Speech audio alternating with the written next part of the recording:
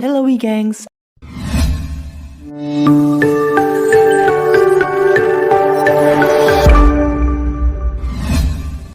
Akhir-akhir ini publik sedang ramai memperbincangkan postingan Instagram Shenina Sawalita Cinnamon bersama So Joong Ki dan Han So Hee, pemain film Nevertheless. Banyak dari mereka yang merasa kagum hingga iri dengan foto Sena tersebut. Bagaimana tidak, sudah cantik, berprestasi lagi. Rupanya, Sena sedang ada di Busan untuk mendatangi acara Busan International Film Festival 2021. Dan Sena adalah satu pemeran wanita terbaik dari film penyalin cahaya yang berhasil lolos menjadi nominasi. Wah, keren banget kan? Busan International Film Festival ke-26 digelar mulai hari Rabu. Acara ini sebelumnya tidak dapat digelar secara langsung karena adanya pandemi COVID-19 di Korea Selatan. Namun kini Busan International Film Festival akan dilaksanakan secara fisik dengan menerapkan protokol kesehatan yang ketat. Salah satu festival film terbesar di dunia itu akan berlangsung selama 10 hari di kota pelabuhan terbesar di Korea Selatan, yaitu Busan. Sederet film Indonesia akan tayang dan juga beberapa di antaranya berkompetisi di Busan International Film Festival 2021. Film-film Indonesia ini tentu saja merupakan karya terbaik dari putra dan putri tanah air. Film Indonesia yang akan tayang di Busan International Film Festival 2021 ini beberapa di antaranya adalah film yang sudah rilis dan memang sudah meraih banyak prestasi. Namun ada juga film Indonesia yang benar-benar akan tayang dan melakukan world premiere-nya di BIF 2021. Ada 223 film dari 70 negara dan ditayangkan di 29 teater besar di Busan International Film Festival. Di antara daftar film tersebut ternyata ada beberapa film karya Sines Indonesia yang berhasil lolos seleksi di berbagai program BIFF. Yuk, kita simak daftar film Indonesia yang tembus dan akan ditayangkan di Festival Film Busan tahun ini. Yang pertama yaitu Penyalin Cahaya. Film panjang pertama karya sutradara Wregas Banuteja lolos seleksi untuk program Pendatang Baru.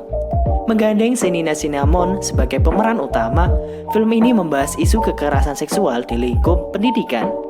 Sur yang merupakan seseorang mahasiswa harus kehilangan beasiswanya ketika fotonya saat mabuk tersebar.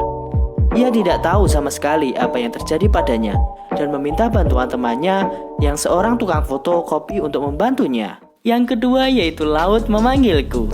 Film pendek karya sutradara Tumpal Tampu Bolon ini lolos seleksi program kompetisi Asian Short Film Competition.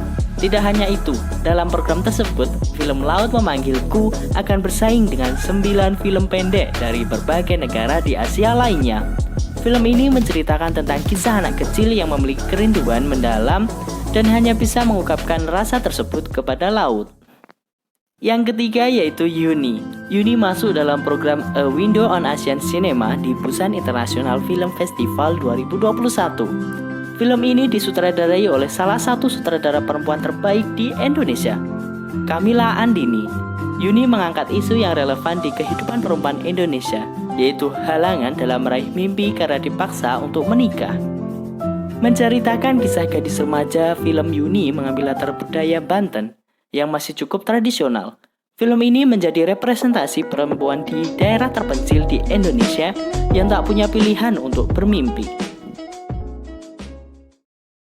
Film yang keempat yaitu Seperti Dendam, Rindu Harus Dibayar Tuntas. Film garapan sutradara Edwin ini masuk ke program A Window on Asia Cinema bersama dengan film-film karya sutradara keren di Asia. Diadaptasi dari novel karya Eka Kurniawan, film ini membahas tentang toxic masculinity yang ada di keseharian masyarakat Indonesia.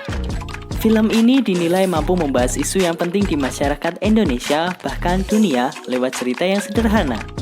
Sebelumnya, seperti Dendam, Rindu Harus Dibayar Tuntas berhasil meraih Golden Leopard dalam Locarno International Film Festival pada Agustus 2021 lalu.